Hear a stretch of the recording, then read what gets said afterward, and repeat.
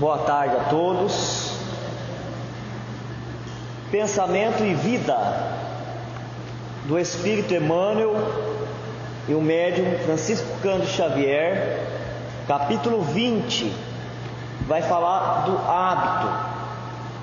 O hábito é uma esteira de reflexos mentais acumulados, operando constante indução à rotina. Ele então compara o hábito a uma esteira de reflexo. O que a esteira faz? Ela vai circulando. É um circuito fechado, né? Ela passa e ela volta.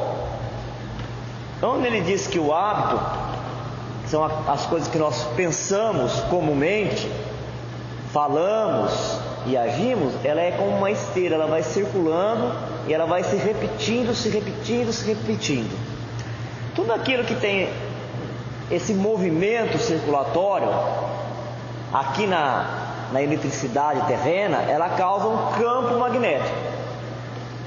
Então, se a gente esticar um fio e por esse fio passar a eletricidade, no entorno dele nós vamos ter um campo magnético, e o campo magnético ele atrai. Por isso que ele faz essa comparação. Então ele fala que tudo aquilo que nós experimentamos, que nós falamos, que nós pensamos, que nós repetimos constantemente, ele cria um campo de indução, e aí nós acabamos por atrair aquilo que é semelhante. Herdeiros de milênios gastos na recapitulação de muitas experiências análogas entre si, vivemos até agora quase que a maneira de embarcações ao gosto da correnteza, no rio de hábitos aos quais nos ajustamos em resistência. Como nós somos espíritos que estamos encarnando há muito tempo, desencarnando e voltando a encarnar, nós já estamos bastante tempo aqui na Terra. Então ele fala que já faz alguns séculos, alguns milênios, que nós estamos recapitulando. Recapitular é repetir. Em várias encarnações nós estamos repetindo o mesmo padrão de comportamento onde nós estamos encarnando. Encarna, é bebezinho. Quando começa a despertar a consciência, nós começamos a imitar as coisas que os adultos que estão ao nosso redor fazem. E nós estamos fazendo isso, segundo o autor espiritual, há séculos, há muito tempo, sem refletir se esses padrões são o certo, não são. Nós estamos fazendo mecanicamente, porque todo mundo faz, porque sempre foi assim, e aí nós fazemos. Então ele fala que nós estamos sendo arrastados, como se tivesse arrastado por uma correnteza. Já encarnou, já é desse jeito, então já vai fazendo até a morte, vai repetindo, como se tivesse adormecido para a reflexão, para o raciocínio, para a análise. Por que nós fazemos isso? Isso é certo, isso é bom para quem? É bom para todos? Dá para continuar? Está trazendo benefício? Estamos evoluindo? Está trazendo bem-estar para todos? Vamos continuar. Não está trazendo? Vamos tentar fazer diferente? Mas não é isso que nós temos feito como humanidade, como grupos. Com naturais exceções, todos adquirimos o costume de consumir os pensamentos alheios pela reflexão automática. Olha como que isso é grave. Mesmo que nós não admitamos, mesmo que nós não confessemos, não aceitemos o que está acontecendo conosco em várias encarnações, há muitos séculos, é que nós estamos assimilando os pensamentos das pessoas e acatando esses pensamentos e agindo de acordo com esses pensamentos. Quer dizer que para a gente poder tomar uma decisão própria, nós temos que ser capazes de nos colocar acima desses pensamentos que nos influenciam. Ou então, como ele já disse no outro capítulo, mudar de posição mental para passar a assimilar ondas daqueles que já estão num degrau superior. Mas de maneira automática a gente colhe o que os outros estão pensando, a massa está pensando, nos alimentamos daquilo, achamos que é nosso e reproduzimos.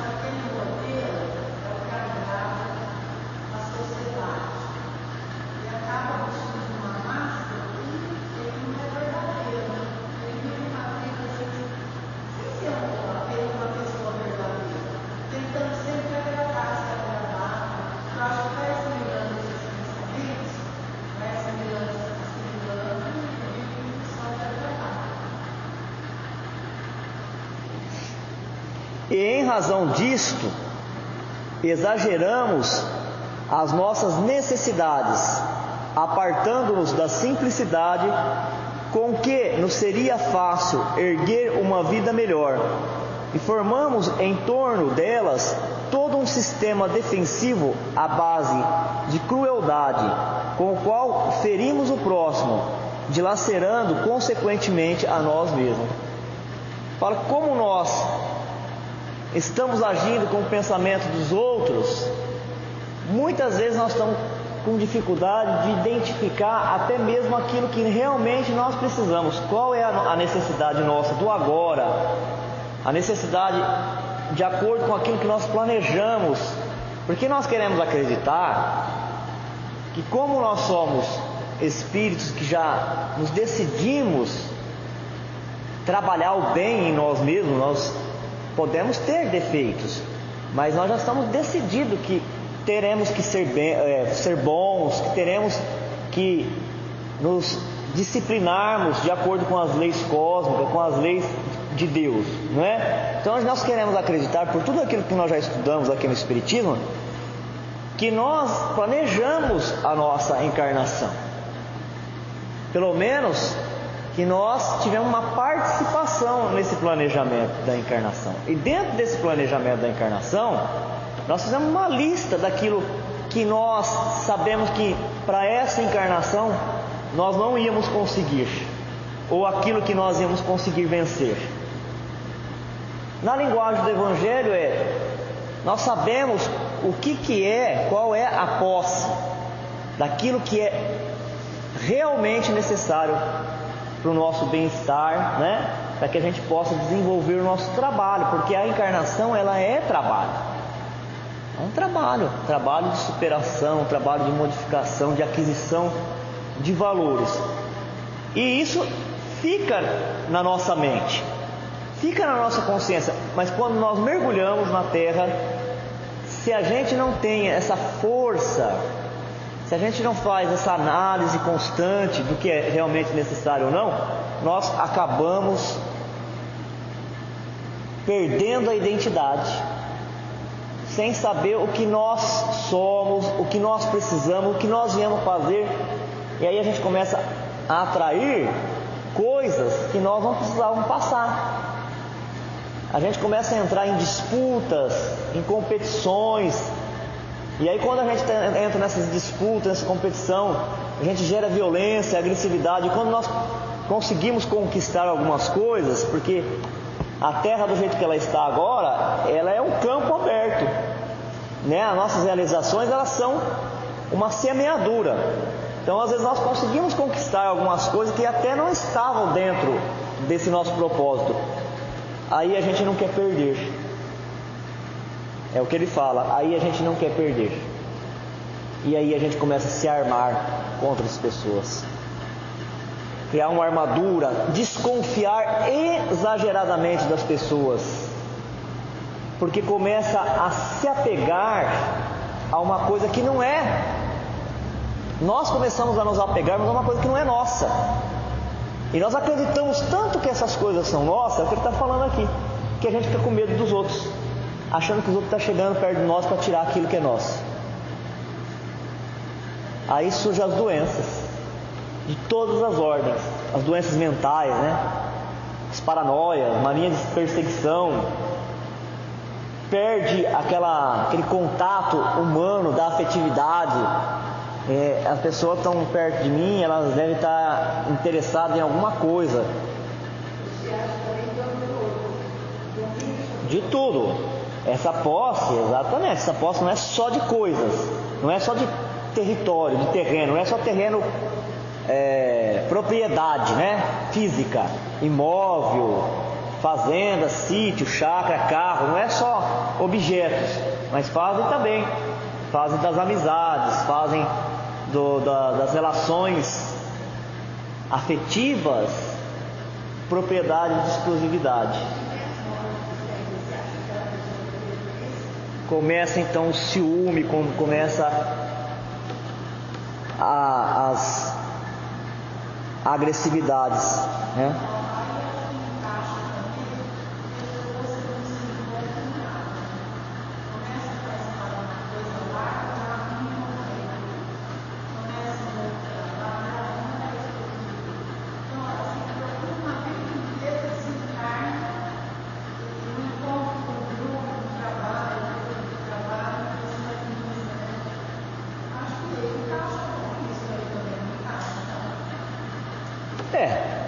Tudo que a gente estuda, né? Tudo que a gente aprende, a gente vai trazendo, introjetando, trazendo para dentro de nós, para nos ajudar realmente a nos encontrar na encarnação. Porque os espíritos poderiam muito bem fazer isso, né? Eles podiam se materializar, como na parábola lá do rico e de Lázaro. Olha, Pai Abraão, permita que Lázaro em espírito volte na minha casa, onde eu tenho 5 irmãos, permita que eles se materializem ali. Fala para os meus irmãos que ainda estão encarnados, fala para eles viver diferente, para eles realizar o trabalho dele com simplicidade, sem cobiça, sem ambição. Eles serão felizes, eles encontrarão a satisfação íntima que eles querem. Aí o Pai Abraão fala: não, eu não posso. E não adiantaria de nada, porque eles têm Moisés, têm os profetas. Seria a mesma coisa aqui, a leitura que nós estamos fazendo, né? Tudo que a doutrina espírita traz e as outras religiões seria para que essas pessoas, ou no caso aqui nós, né, pudéssemos nos encontrar. Que se o espírito vier se materializar e falar para nós: o teu compromisso é esse, era isso que você tinha que fazer, pronto, podia desencarnar já. Podia desencarnar, porque ele já fez por nós aquilo que nós teríamos que passar uma vida fazendo, desenvolvendo para descobrir.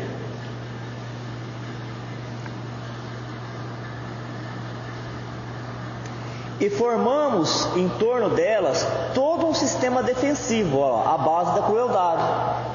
Olha só, todo um sistema defensivo à base da crueldade. O que é um sistema defensivo à base da crueldade? Ataca. A pessoa fica extremamente agressiva para querer se defender. Na verdade, ela quer se defender, mas ela quer se defender do quê? De uma ilusão que ela criou, que só está na cabeça dela. Quando nós sabemos que nada que está aqui é nosso, que é tudo de Deus, e que aquilo que é nosso, que é para nós, ela vai encontrar uma maneira de chegar quando nós acreditamos de verdade nisso, não é quando só nós falamos ou só escrevemos. Quando nós realmente acreditamos que tudo que é nosso, quer dizer, em torno de compromisso, porque o que é nosso de verdade? O corpo nada é, falam os espíritos. A alma é tudo, porque a alma ela foi criada por Deus e ela continua, mas o corpo nada é, e nada que é material é eterno. Então tudo que é nosso, o que verdadeiramente é nosso? Para quem entendeu o Espiritismo, o que verdadeiramente é nosso? Os compromissos de trabalho. Para aqueles que estão esperando desencarnar para descansar, igual falavam muitos parentes meus, né? Quando eu morrer eu quero descansar. Quero deitar numa nuvem macia e descansar. Ai daquele que vier com uma enxadinha para eu carpir, né? Cada vez que nós avançamos em conhecimento, porque nós sabemos muito pouca coisa ainda, mas cada vez que nós avançamos em conhecimento, o que nós vamos descobrindo? Que o que é realmente nosso são os compromissos de trabalho. Se a pessoa tem isso na cabeça dela, ela não sofre. Não sofre esse tipo de sofrimento. O que é meu? Compromisso de trabalho. Tem disputa no compromisso de trabalho? Alguém disputa por trabalho? Você já viu isso? Ninguém disputa por trabalho. Mas aqui nós estamos falando de compromisso. É um campo que ninguém disputa. Não tem inveja, não tem ciúmes nesse campo. E é isso que Emmanuel está tentando nos ensinar. Quem assume os seus compromissos e procura através da leitura, da prece, sondar na sua própria consciência, porque é ali que está gravado o compromisso, a organização, de encarnação, o seu compromisso verdadeiro, e vai em busca, vai ao encontro de realizá-lo, sem ilusão, sem fantasia, não sofre. Enquanto que o outro, ele acha que as coisas são dele, que ele tem posse das coisas. E aí então, porque ele mesmo criou essa fantasia, essa ilusão, ele começa a se defender, porque tem medo das pessoas tirarem dele aquilo que nunca foi dele. E se ele tivesse feito silêncio interior, se ele tivesse silenciado os desejos, os caprichos, ele teria descoberto isso. Porque ninguém vem enganado aqui para a Terra. Todo mundo vem com a sua ficha de trabalho. E esse que sabe abraçar o seu compromisso, ele sabe a hora de começar e a hora de largar. Ele sabe quando ele conseguiu cumprir com aquele compromisso. Aí então ele faz o fechamento daquele e se habilita, se prepara para o outro compromisso. Porque o progresso, ele é infinito, ele não tem fim. O descanso para as nossas almas, como disse Jesus: vinde a mim, que sou manso, que sou dócil, quer dizer, que sou obediente a Deus. O descanso para a alma não é a inatividade, ficar sem fazer nada, ficar parado. O descanso para a alma é a sensação de paz, é a satisfação de quando você faz um trabalho, você saber que aquilo era o que realmente tinha que ser feito, não é?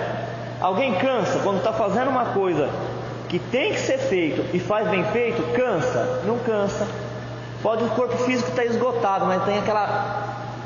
Todo mundo sabe do que nós estamos falando, É aquela sensação de contentamento, aquela alegria de continuar, se reabastece. Agora, quando nós estamos nessas disputas que ele está falando, a gente só perde, porque não constrói nada, não constrói amizade, não edifica, nem no campo pessoal, nem no campo das coletividades, e cria uma desconfiança tremenda. O que essa pessoa está chegando aqui?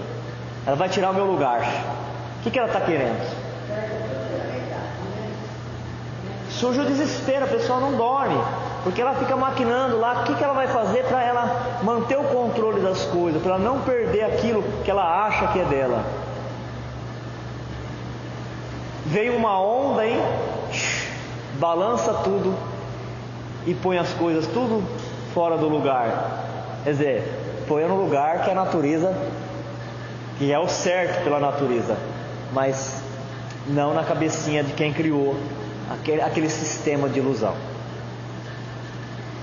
Estruturamos assim complicado mecanismo de cautela e desconfiança, para além da justa preservação, retendo apaixonadamente o instinto da posse, e com o instinto da posse criamos os reflexos do egoísmo e do orgulho, da vaidade e do medo, com que tentamos inutilmente fugir às leis divinas, caminhando, na maioria das circunstâncias, como operários distraídos e infiéis, que desertassem da máquina preciosa em que devem servir gloriosamente, para cair sufocados ou inquietos nas engrenagens que lhes são próprias. Olha só o que ele está nos dizendo aqui. Ele está falando que as pessoas, às vezes, elas alegam que aquilo é para preservação. Mas eu estou fazendo isso porque é minha responsabilidade, é meu dever, eu tenho que preservar, eu tenho que cuidar disso. Eu não posso ser irresponsável. Ele fala que isso é o que a pessoa alega, mas na verdade ela está indo para além da preservação, já saiu do equilíbrio. Ir além da preservação, em tudo, no dinheiro, além da preservação. Eu estou cuidando, eu estou sendo precavido. Quando está sendo mesmo, mas às vezes vai além da preservação.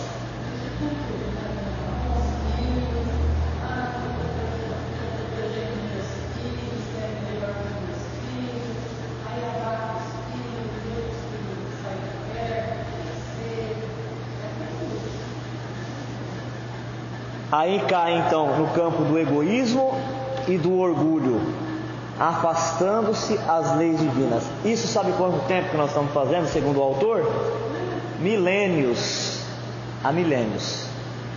Então, as nossas encarnações, elas estão sendo de recapitulação, de repetir os velhos hábitos.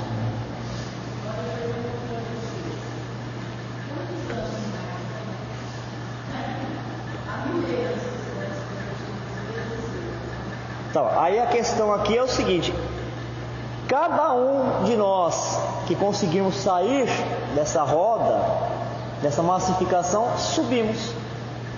Então o segredo aqui é cada um de nós assimilar o conhecimento, trazer para nós esse conhecimento e subirmos os degraus. Não vai ser de uma vez só, mas cada um que vai subindo vai melhorando a condição do planeta, né? Nesse círculo vicioso, vive a criatura humana, de modo geral, sob o domínio da ignorância acalentada, procurando enganar-se depois do berço, para desenganar-se depois do túmulo, aprisionado no binômio ilusão, desilusão, com que despende longos séculos, começando e recomeçando a senda em que lhe cabe avançar. Esse capítulo, hábito, como os outros capítulos do livro Pensamento e Vida, ele é uma síntese, né? O que o André Luiz fez nos capítulos dele, dos livros dele sobre esses assuntos, é uma análise, porque ele foi esticando, ele foi detalhando, ele foi colocando exemplos. Já no livro Pensamento e Vida, o Emmanuel fez uma síntese, né? O que ele está falando nesse parágrafo? Ele está falando que aquelas várias histórias que nós vimos nos livros do André Luiz, o Espírito ele vem, ele encarna-se, ele tem um projeto de trabalho aqui na Terra, e aí ele se esquece de tudo que ele tinha programado. O que o Espírito programa para a encarnação nunca é demais exagerado do que ele pode fazer. Está sempre bem próximo da sua realidade. Sempre próximo. Ele já tem algumas conquistas. E aí, como se sabe que a gente muda muito pouquinho, não é em uma encarnação não. Nós mudamos muito pouquinho em várias encarnações. Nesse planejamento, nesse retorno, sempre é colocado só algumas coisinhas que ele poderá, se esforçando, superar e ir para frente. Mas quando ele se encarna, isso não é um ou outro, né? É a massa. Quando se encarna, ele se esquece, ou melhor, ele não esquece, segundo a palavra aqui do Emmanuel. Ele se ilude. Ele se ilude que ele pode fazer tudo. Ele se ilude em relação às leis divinas, acha que pode dar um jeitinho nas leis divinas, igual se dá um jeitinho nas coisas aqui na Terra. Se ilude. Por que o Emmanuel está falando que se ilude? Porque nós sabemos a verdade. Não sabemos a verdade? Onde que está escrito a verdade? Na nossa consciência. Então nós sabemos. Se nós já temos consciência, nós sabemos da verdade. Nós sabemos da verdade em relação a nós. Nós sabemos da verdade de nós em relação ao outro. Mas nós nos iludimos. Aí passamos uma vida inteira. Quando desencarna, vai para o mundo dos espíritos para se desiludir. Porque ali nós vamos bater de frente com a realidade, não tem jeito, né? Se aqui eu me iludi achando que eu era mais ou menos, que eu era melhorzinho, mesmo quando eu não estava fazendo as coisas certas, ali não tem como eu me iludir. Como é que eu vou me iludir? Eu vou bater de frente com a realidade, não é? Não bateu de frente com a cerca lá, a moça que era profissional do aborto? Ela tinha 52 abortos, para citar a obra de André Luiz, né? Para sair do campo pessoal. Senão a gente fica falando de nós mesmos. Para sair do campo pessoal. Porque quando a gente fala as coisas no campo pessoal, as outras pessoas que estão ao nosso redor, elas não aprendem com aquilo. Elas se sentem feridas, se sentem atacadas, e aí ao invés delas parar e assimilar e aprender, ela começa a se defender de novo. Então é bom a gente sempre exemplificar, mas uma exemplificação que não esteja dentro do nosso círculo. Por isso que é bom os exemplos trazidos pelos Espíritos, porque ele fala de outras pessoas, mas essas situações elas se repetem dentro do nosso lar, no nosso aglomerado, na nossa comunidade. Ela bateu de frente com a cerca da ilusão. Realmente tinha uma cerca ali na colônia Nosso Lar que ela não conseguia atravessar. Mas não era aquela cerca que estava impedindo dela entrar. Era a realidade, né? A verdade, o maior paredão ela estava encontrando, enfrentando ali, era a realidade. Porque ela dizia assim, da boca para fora: eu quero o reino dos céus que me foi prometido. E o reino do céu tinha sido prometido para ela porque ela tinha adentrado a uma religião, e porque ela pagava os dízimos da religião, eles prometiam que ela tinha um lugar assegurado no reino dos céus. Se iludiu. Se iludiu, se permitiu se iludir. Porque o que era necessário que ela fizesse, depois de ter praticado 52 abortos? Se arrependido em primeiro lugar e ido trabalhar. Porque somente através de um trabalho que você repara o mal que você fez, você corrige. Não é chorando a vida inteira, não adianta. Não é castigando o seu corpo, porque antigamente se castigava com objetos, mas hoje tem muita gente aí se castigando com remorso, com mágoa, com ressentimento. Não vai adiantar, só vai criar enfermidades. É trabalhando. No entanto, ela procurou um caminho que para ela era o mais fácil, mais curto. Eu pago o dízimo e entro no reino dos céus. Quer dizer, o reino dos céus com tudo que tinha direito, porque tinha o menu, né? Tinha o cardápio do reino dos céus. Manjar, aquelas mesas fartas, música de boa qualidade, todo mundo fazendo as vontades da pessoa. Quando ela chega lá, ela não encontra isso, e ela não consegue nem atravessar a cerca. Desiludiu-se. Um outro exemplo de desilusão foi do próprio André Luiz. Obrigado. O próprio André Luiz, né? Que é um exemplo melhor até do capítulo. O próprio exemplo do André Luiz é um exemplo até melhor disso que o Emmanuel, para ilustrar isso que o Emmanuel estava narrando. O André Luiz, ele se iludiu, porque ele achou que ele era médico. Ah, mas ele não era mesmo? Ele achou que ele era médico, assim como os homens na Terra acham que é um médico. Porque um médico, como qualquer profissão na Terra, é o que? Dentro daquilo que nós estávamos falando agora há pouco. Para a alma, para o espírito imortal. É um compromisso, nada mais do que isso. Ah, mas é um compromisso sério. Ah, e ser mãe não é um compromisso sério? Não é um compromisso sério? Qual compromisso que não é sério? Se é compromisso, é compromisso. O motorista, nós fomos para assistir a palestra do Divaldo. O motorista que estava dirigindo o nosso ônibus lá, ele dava um saltinho assim e falava: meu Deus. E eu olhava para ele: maneira, não é um compromisso? Ah, mas o médico tem vidas em suas mãos. Ele só tinha 35 meninos lá que estavam dirigindo nosso ônibus. Só essa. Só 35 ele tinha.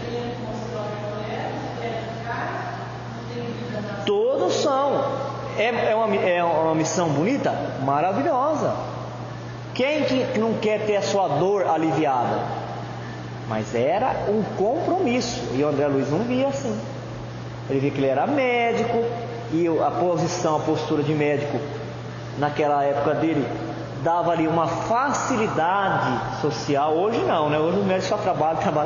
Mas naquela época, ser médico era um status, né? A pessoa era colocada na terra como semideus, e era nisso que ele se agarrou. Onde está o seu tesouro, está o seu coração.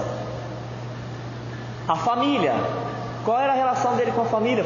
A própria história do André Luiz foi uma grande lição, por isso que a espiritualidade escolheu ele para vir relatar. A família era dele.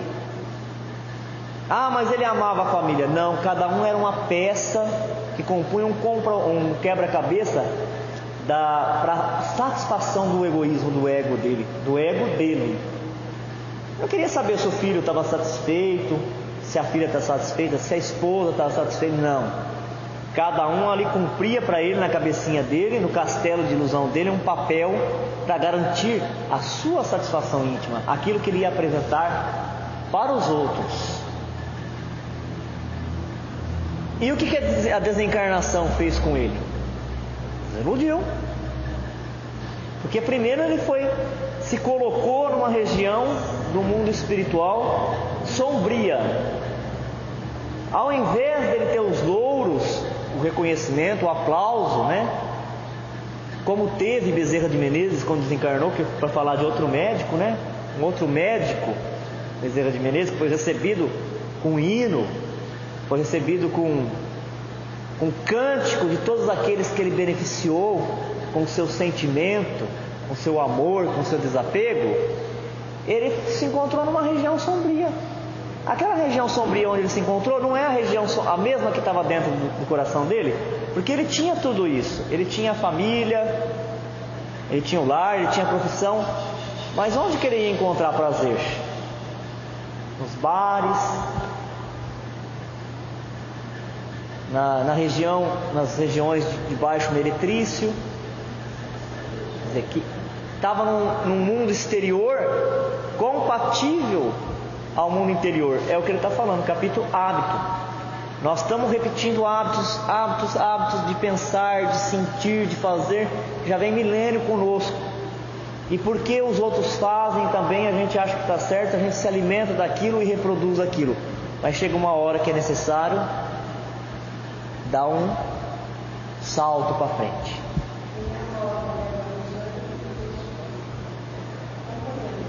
Você usou a palavra moda, e ele vai usar a palavra moda quando ele falar de Jesus. Ele vai falar: Jesus veio trazer uma nova moda moral. Quer dizer, moda com o significado de modelo, né? Porque a moda é uma coisa que alguém lança e os outros querem repetir. E o André Luiz teve que se desencantar, se desiludir, porque ele foi colocado no mundo espiritual na condição de doente grave, não de médico,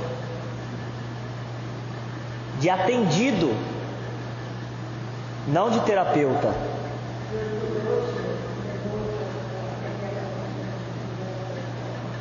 E depois que ele retorna para a casa dele, ele vê que a família anda muito bem sem ele, às vezes até melhor. E isso foi um golpe muito grande para ele.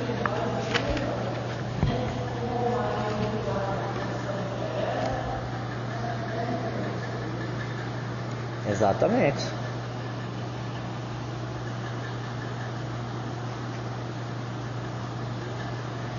Não será lícito, porém,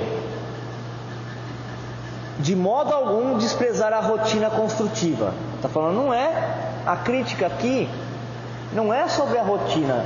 Nós precisamos de rotina. A rotina, ela nos dá disciplina, ela disciplina a nossa mente, o nosso comportamento. É por ela que o ser humano se levanta no seio do espaço e no tempo, conquistando os recursos que lhe enobrecem a vida. Aliás, essa história de as coisas não vão acontecer, nós estamos aprendendo muito com isso, né? Porque já faz muito tempo que a gente vem falando isso. E aí depois? as coisas não vão acontecer mais. E se acontecer isso, vai acabar. E a gente está vendo que tudo está passando, as pessoas estão passando e nós estamos passando, e as coisas vão acontecendo além de nós. Vão acontecendo além de nós. Porque quem está no comando é Deus, e Ele não erra. A evolução, contudo, impõe às instituições de novos costumes, a fim de que nos desvencilhemos das fórmulas inferiores em marcha para ciclos mais altos da existência. E por esse motivo que vemos no Cristo, divino marco da revolução humana, todo um programa de transformações viscerais do espírito, sem violência de qualquer natureza, altera os padrões da moda moral em que a Terra vivia há numerosos milênios. Contra o uso da condenação metódica, oferece a prática do perdão. A tradição de raça opõe o fundamento da fraternidade legítima. No abandono à tristeza e ao desânimo, nas horas difíceis, traz a noção das bem-aventuranças eternas para os aflitos que sabem esperar e para os justos que sabem sofrer. Falando que então, depois de tantas repetições, de uma maneira repetida de fazer, de acontecer, as instituições elas começam a ser renovadas para vir uma nova experiência para o planeta. E foi assim que foi a descida de Jesus. Quando a Terra, o agrupamento de espíritos que estava se encarnando aqui, eles já estavam repetindo demais esse comportamento e não estava avançando, Ele mesmo vem, e a vinda dele, a exemplificação dele é como se dissesse assim: olha, é encerrado um ciclo de aprendizado na Terra e inicia a partir dele um novo ciclo. Não é que também a gente ia dormir de um jeito e ia acordar do outro, mas dizendo que se era certo, ou pelo menos todo mundo achava que era certo fazer, pensar, agir, viver da maneira que eles viviam, a partir da vinda de Jesus, o modelo simples que ele traz e difícil demais para realizar, passava a ser para nós todos o ideal, o novo ideal. Esse ideal que nós estamos buscando até hoje. Porque o amor, ele é a lei sempre, né? O respeito um pelo outro, ele é a lei sempre. É que nós não conseguíamos, num período em que éramos selvagens demais para isso, entender, compreender isso e vivenciar. Olha que Jesus traz de novo. Olha a novidade. Se antes nós éramos bem truculento e alguém nos feria e nós feríamos e todo mundo achava que isso era normal, também você viu o que ele fez? Bem feito, ele mereceu. Jesus traz uma boa nova, uma novidade, uma notícia. E não é uma novidade até hoje? Se alguém te faz o mal, você vai lá procurar a pessoa e faz o bem para ela, não é uma novidade?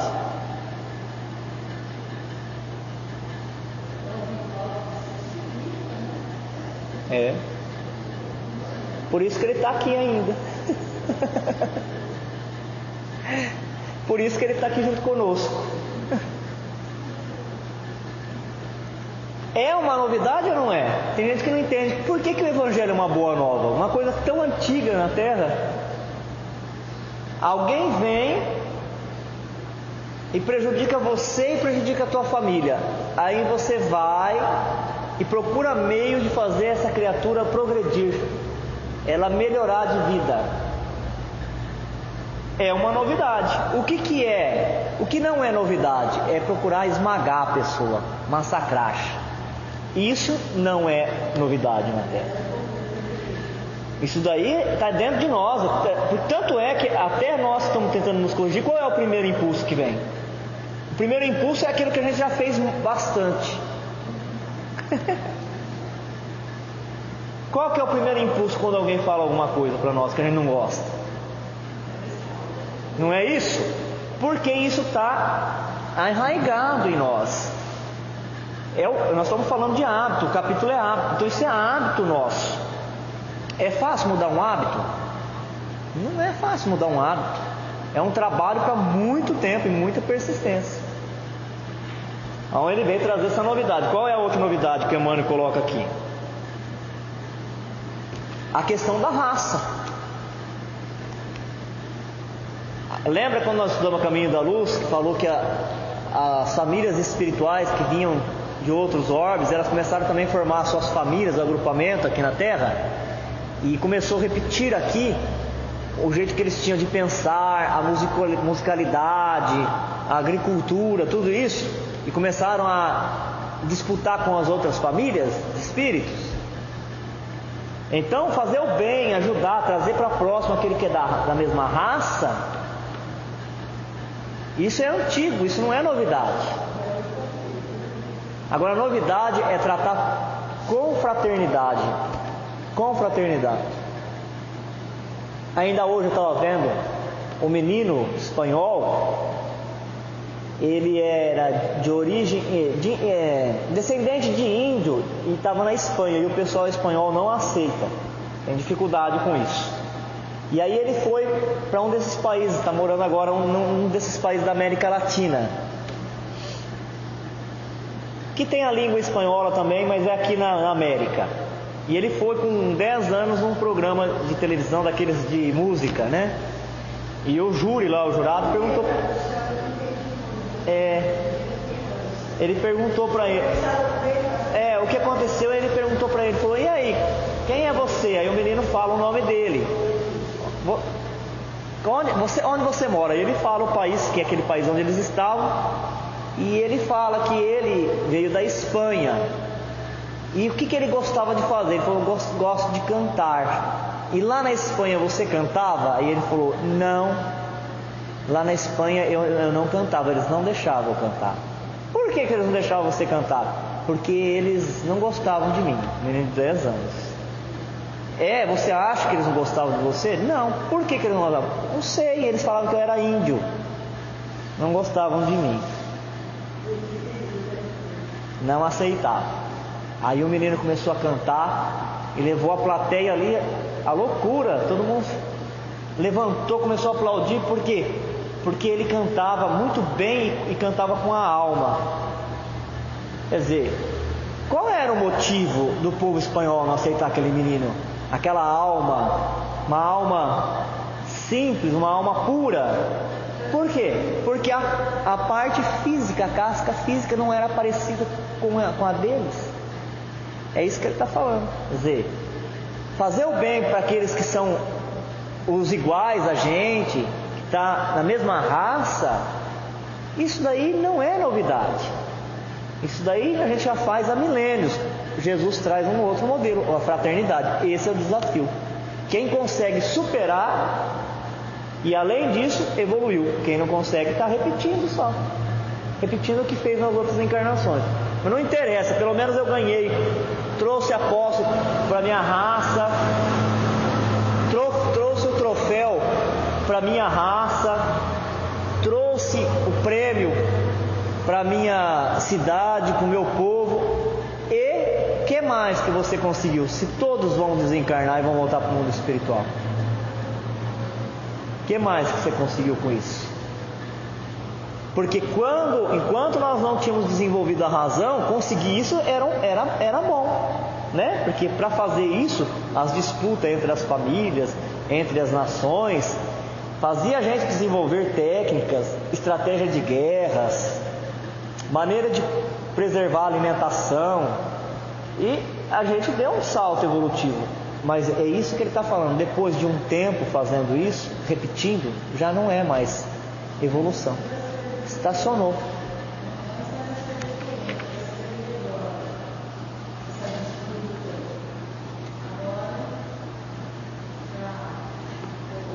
Está superado.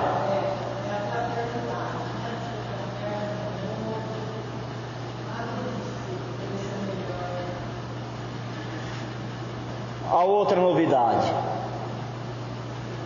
as pessoas elas eram muito fortes, elas eram muito poderosas, até que as coisas estavam indo bem. Depois que as coisas não estavam mais agindo, acontecendo do jeito que elas queriam, elas caíram no desespero e abandonavam tudo. E algumas abandonavam até a própria vida, se matando, se suicidando. E a novidade trazida por Jesus são as bem-aventuranças. E segundo as bem-aventuranças, nós devemos guardar o bom ânimo, a disposição e a fé sempre, mesmo quando as coisas estiverem muito difíceis, aparentemente difíceis, porque se as coisas boas passam, as coisas ruins também passam, já está passando, né?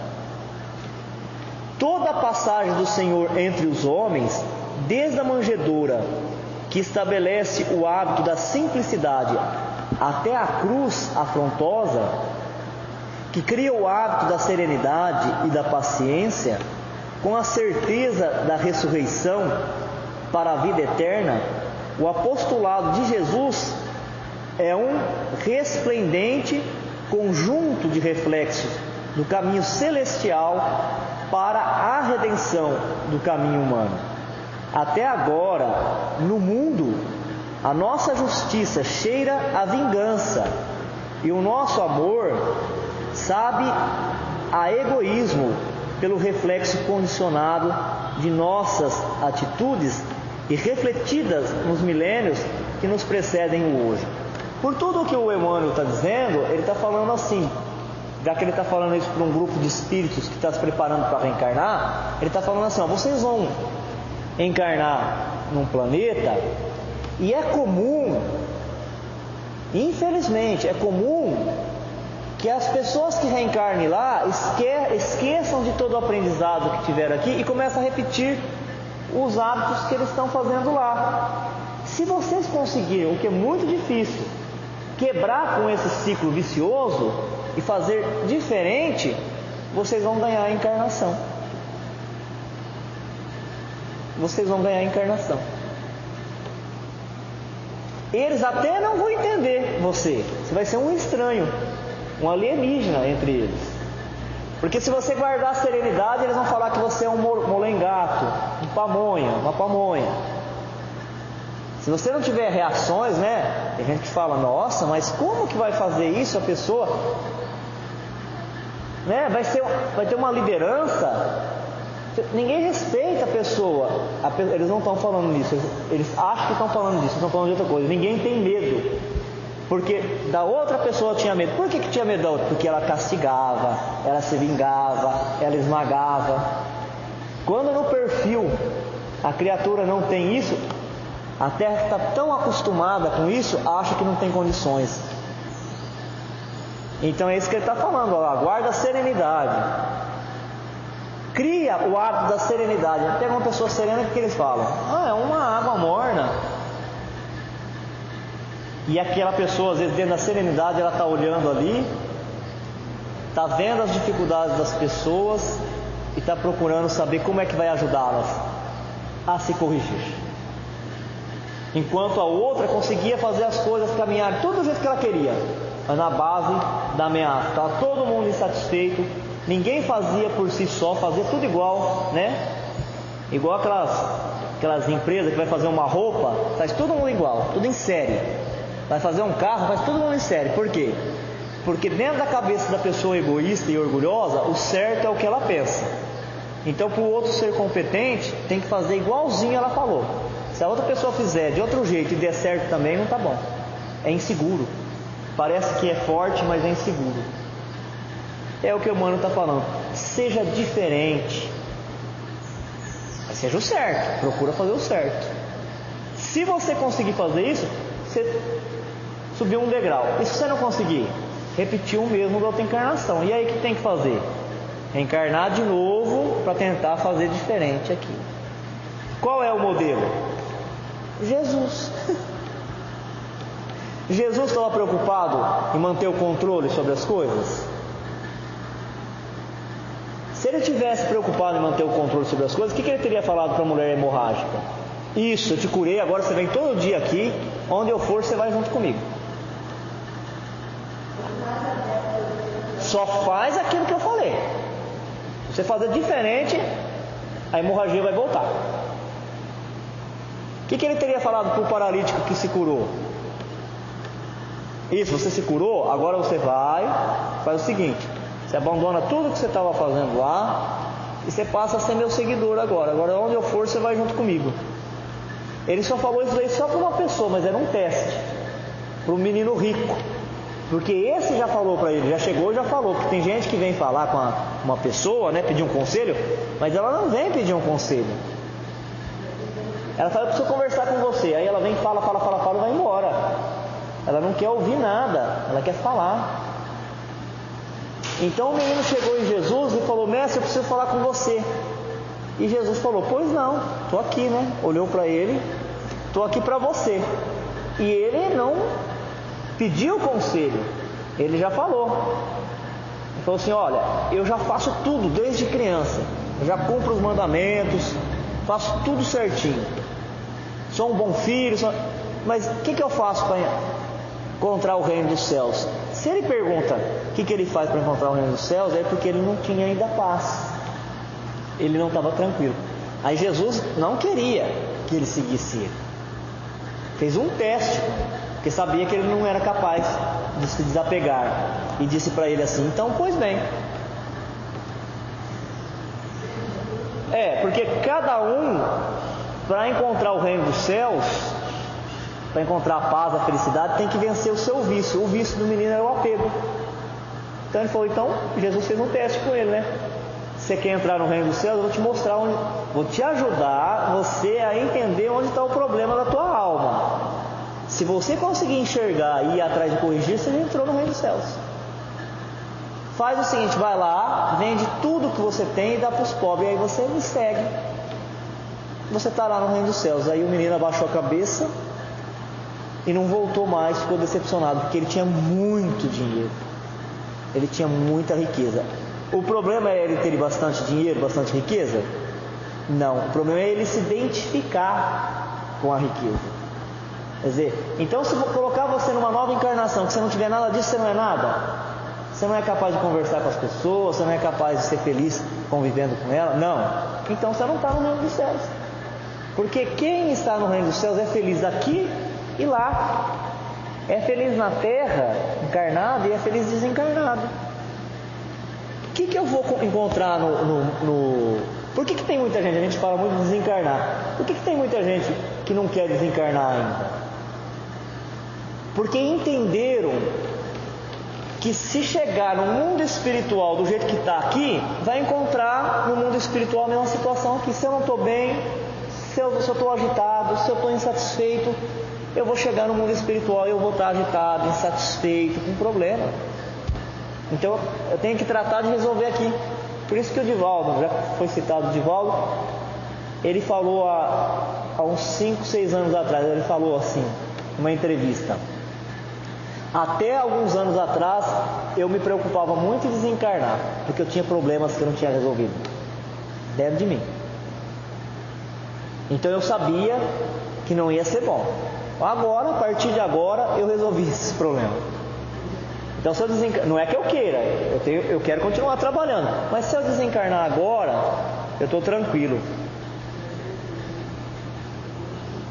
Acertou aquelas questões íntimas, não falou o que é, mas quer dizer, ele já tinha se reconciliado com seus inimigos internos, com seus adversários internos, e cada um de nós temos o nosso. Então o segredo do aprendizado espiritual não é a gente aprender para corrigir os outros, não é. Na casa espírita nós temos o palestrante, nós temos o coordenador de estudo, porque tem que ter um que fala, que coordena o estudo, né, para os outros ir colocando a sua opinião. Mas o estudo do espiritismo não é para a gente aprender para falar para os outros, não. É para a gente trazer para nós mesmos. É para a gente identificar o que é que eu tenho em mim. Porque eu identificar que tem no outro, muito bem, e daí? Eu vi aquela pessoa ciumenta, e daí? O que você vai fazer com ela ser ciumenta? Aquela pessoa invejosa, e aí? O que você vai fazer com ela? Você não pode fazer nada. Você pode fazer? Aquela pessoa é apegada, mesmo que é dentro da nossa família mesmo, ela é apegada. Às vezes é apegada numa xícara, não tem dinheiro, mas é apegada numa xícara. Quem foi que pegou essa xícara daqui? Nós estávamos falando no começo de preservação, né? Às vezes é preservação mesmo, porque daqui a pouquinho tem 5 pessoas morando ali, 10 pessoas morando, vai ali, e vai servir o almoço. Se tiver 9 pratos, é uma preservação. Um vai ficar sem comer, vai ter que ficar esperando. É preservação. Agora, quando vai além disso, não é preservação mais, né? Preservação, porque se nós quebrar esse prato, nós vamos ficar sem comer, porque hoje eu não tenho dinheiro para comprar mais prato. É preservação. Mas tem horas que a gente sabe que não é, né? Quem pegou esse prato daqui? Às vezes a gente até quebra e esconde, enrola num jornal e esconde para ninguém saber. De tanto medo, né? Pegaram meu tapuér daqui, cadê meu tapuér? Onde está meu tapuér? E faz uma confusão com aquilo. Então, eu não posso mudar o outro. Como é que eu vou mudar essa pessoa? Não posso. Mas eu posso mudar a mim mesmo. Se eu quiser e fizer bastante força para isso, me esforçar. Mas aí eu só vou me mudar e os outros não vão? Olha o que o Emmanuel está falando. Você vai mudar, você vai subir de posição e você vai reencarnar em condições melhores. Tanto na hora que você voltar para o mundo espiritual, você vai com um agrupamento melhor, ter novas experiências, viver com aqueles que já estão mais preparados, quanto você já está preparando a sua nova encarnação. Enquanto se você ficar nessa guerra de braço com o outro, nem o outro melhora e nem você melhora.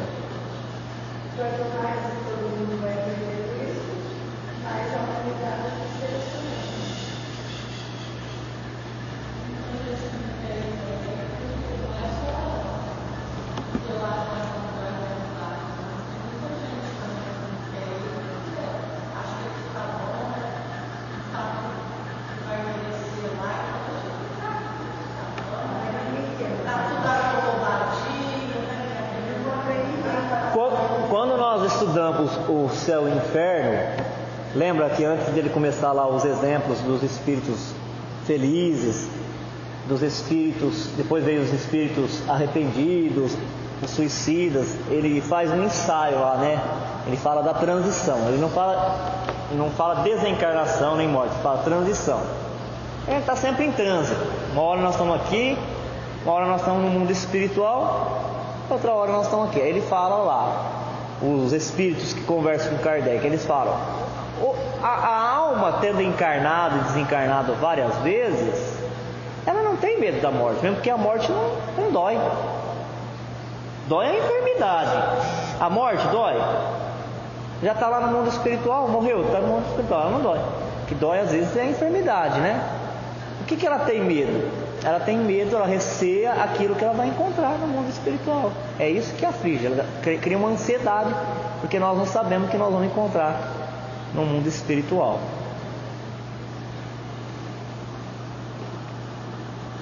E encerrando, não podemos desconhecer, todavia, que somente adotando a bondade e o entendimento, com a obrigação de educar-nos e com o dever de servir, como hábitos automáticos nos alicerces de cada dia, colaborando para a segurança e a felicidade de todos, ainda mesmo à custa de nosso sacrifício, é que refletiremos em nós a verdadeira felicidade, por estarmos nutrindo o verdadeiro bem. Então, olha o que ele fala. O que você quer ser? O que você quer de verdade na tua vida? Tem muita gente que fala que quer ser feliz. Então ele fala, se você quer realmente, porque às vezes a gente não quer ser feliz, a gente quer outra coisa, né? Reencarnou, por exemplo, com um adversário de outra encarnação. Aí esse adversário, esse oponente, ele está perto, ou ele está na casa, ou ele está na religião, ou ele está na cidade, ele está perto. Só não lembra, mas quando chega perto, sente aquela antipatia. E às vezes uma das partes, ou as duas, eles não querem ser felizes. O que eles querem? se vingar. Se pegar isoladamente um e o outro, perguntar: o que você quer? Eu quero ser feliz. Aí pergunta para outra parte: o que você quer? Eu quero ser feliz, quero tudo de bom, quero ter bastante amizade, me sentir bem. Não é verdade. Ele quer se vingar do outro. Agora, para aquele que realmente quer ser feliz, o conselho, né? Todo mundo tem um conselho para dar. O conselho do Emmanuel é: para a gente viver e fazer desse hábito um automatismo, automatizar isso, pôr no automático, fazer sempre. Criar o hábito de colaborar para a segurança e felicidade de todos. Colaborar para a segurança e felicidade de todos, mesmo que isso custe para cada um de nós o sacrifício.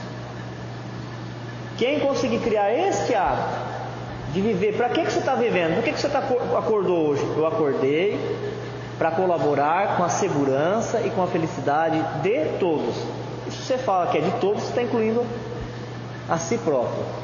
E automatizar isso é repetir tanto isso na sua vida, na sua realização, que um dia isso seja espontâneo, você nem precise mais pensar para fazer isso, você só viva para isso, mesmo que isso custe o sacrifício, sacrificar o lazer, sacrificar os caprichos, mesmo que as coisas às vezes não aconteçam do jeito que você quer, mas mesmo assim você continua colaborando, aí então você vai ser feliz.